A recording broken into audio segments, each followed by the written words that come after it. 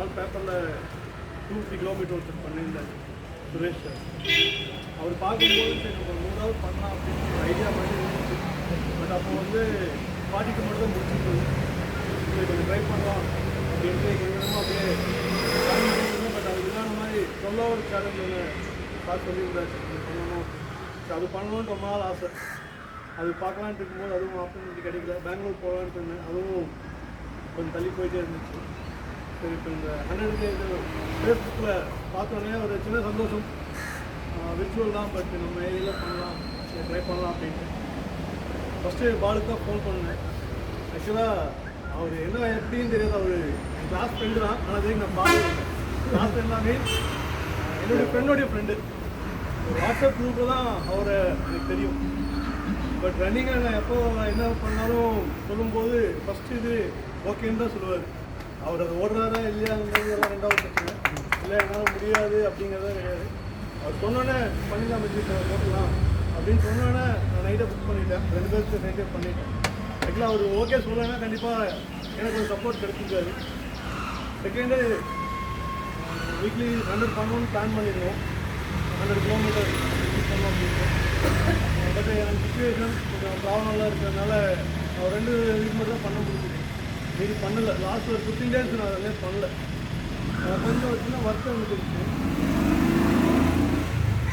இதில் இன்னொரு நான் சொல்கிறேன், அது திருப்பி வேண்டாம். எனக்கு வந்து இந்த சினிமாவில் ரொம்ப இன்ட்ரெஸ்ட்டு. அதுலேருந்து நான் என் லைஃபுக்கு எப்படி நான் மாற்றிக்கணும் அப்படின்ட்டு சினிமாண்டில் சோசியல் மீடியா தான் வந்து என்னுடைய வளர்ச்சிக்கு காட்ஃபாதர்னு சொல்லுவேன். என்னுடைய பர்சனல் லைஃப் அஃபிஷியல் லைஃப்பும். அதனால் நான் இதை மெசேஜோ வாட்ஸ்அப்போ ஏதாவது வந்ததுன்னா அதுலேருந்து எனக்கு எப்படி இருந்தது. அதுக்கு முன்னாடி ரன்னிங் நான் எல்லாமே வந்து ஒரு 7 ஃபுல் பண்ணியிருக்கேன். ஒரு 50 ஒரு 4 தடவை பண்ணியிருக்கேன். 37 பண்ணியிருக்கேன். ஹாஃப் மார்க்கர் பண்ணியிருக்கேன். அப்போ யாராவது ஒரு பெரிய ரன்னர் கூட அப்படியே கொஞ்சம் ஓடுவேன். இல்லாட்டி என்னை விட கீழே இருக்கவங்க கூட ஒரு கம்பைன் பார்ட்னர் வேணும்னு நான் எதிர்பார்ப்பேன். பார்ட்னர் இல்லைன்னா எனக்கு அன்றைக்கி ஓடுனது ஒரு திருப்தியாக இருக்காது. இல்லை நிறுத்திடலாம், ஸ்டாப் பண்ணிக்கலாம் அப்படின்னு ஒரு மைண்ட் தாட் வந்துகிட்டே இருக்கும். ஆனால் இந்த கேமில் வந்து அதுக்கு முன்னாடி நான் ஒரு ஃபிலிம் பார்த்தேன். அதில் ஒரு டைலாக் எனக்கு ரொம்ப பிடிச்சிருந்துச்சு. ஒரு 15-20 நாளைக்கு முன்னாடி அந்த டைலாக் மனசில் வச்சு தான் அந்த 100Kவே ஸ்டார்ட் பண்ணேன். அந்த 100K ஸ்டார்ட் பண்ணும்போது பார்த்தாச்சுன்னா இவங்க எல்லாருமே சொன்ன மாதிரி அவர் சொன்ன மாதிரி ஸ்பேஸ் வந்து 7 பேஸில் 6 பேஸில் முன்னாடி போயிட்டாங்க. ஃபஸ்ட்டு கிலோமீட்டர்லேயே அவங்கெல்லாம் எனக்கு முன்னாடி போயிட்டாங்க. பட் நான் ஃபிக்ஸ் பண்ணி வச்சுருந்தேன், ஒரு கிலோமீட்டருக்கு வந்து அதாவது 9 பேஸுக்கு கீழே வரக்கூடாது. மினிமம் வந்து 1 ஹவருக்கு வந்து 6 கிலோமீட்டர், அதுக்கு மேலே எக்காந்து கொண்டு ஓடவே கூடாது. ஏன்னா ட்ரையல் ரன் பண்ணணும். அந்த ட்ரையல் ரன் முன்னாடி 12 ஹவர் சேலஞ்ச் ஒன்று பண்ணேன் தனியாக. அந்த 12 ஹவரில் ஒரு நல்ல அனுபவம் கிடைச்சிது எனக்கு. அந்த ஸ்பீடை வச்சுட்டு இதை ட்ரை பண்ணலாம் அப்படின்ட்டு தனியாக தான் பண்ணேன். இந்த இதில் 32 வரைக்கும் சொல்லுவேன் என் கூடயே இருந்தார். 32க்கு அப்புறம் அவர் கொஞ்சம் வீக் பண்ணிக்கிறதுனால அவர் இருக்கார். 32லேருந்து 88 வரைக்கும் மற்றவங்களும் ஓடினாங்க. பட் அவங்க எல்லாத்துக்கும் ஒவ்வொருத்தர் யாராவது கூட இருப்பாங்க இருக்குன்னா. பட் என்னோடது மட்டும் தனியாக தான் இருந்துச்சு.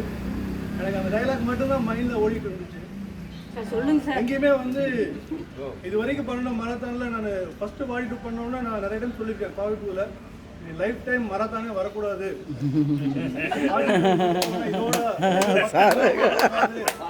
போய் அவசரமா அது எல்லாத்துக்கும்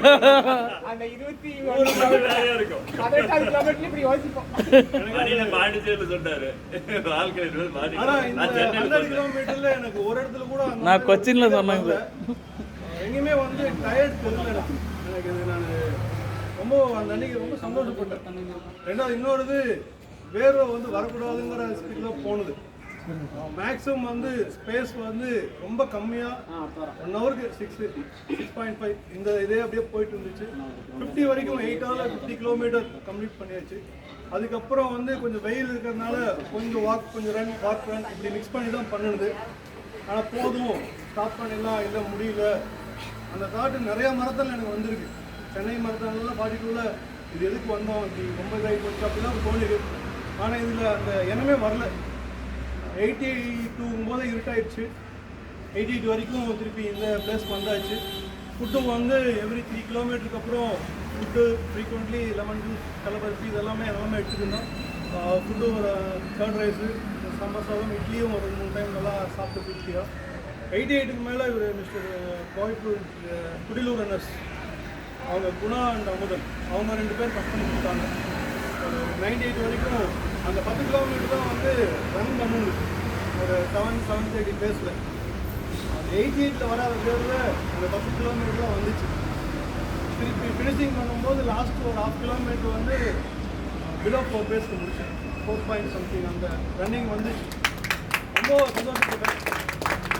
என்ன சொல்றது, வார்த்தைகள் அந்த அளவுக்கு எப்படி சந்தோஷம் இது வரைக்கும் அனுபவிக்காத சந்தோஷம். 5000 கிலோமீட்டர் முடிச்சாச்சு. அந்த சந்தோஷத்தை விட அன்றைக்கி ரொம்ப ஹாப்பி பண்ணேன்.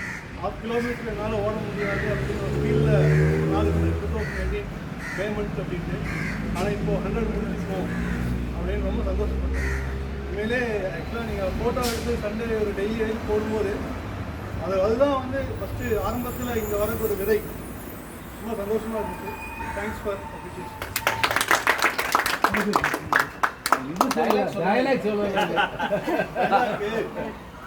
கேஜிஎஃப்னு ஒரு படம் பார்த்துருப்பீங்க. கேஜிஎஃப் ஒரு தெலுங்கு டப்பிங் படம். அதில் வந்து அந்த லாஸ்ட்டு வில்லனை வந்து அந்த ஹீரோ கொலை பண்ணுவார். கொலை பண்ணுறதுக்கு முன்னாடி ஒரு சின்ன ஒரு ஃப்ளாஷ்பேக் ஒன்று போடுவான். அதில் வந்து ஒரு குழந்தைய வந்து அவங்க அம்மா கிட்ட இன்னொரு அம்மா கூட்டிகிட்டு வருவாங்க.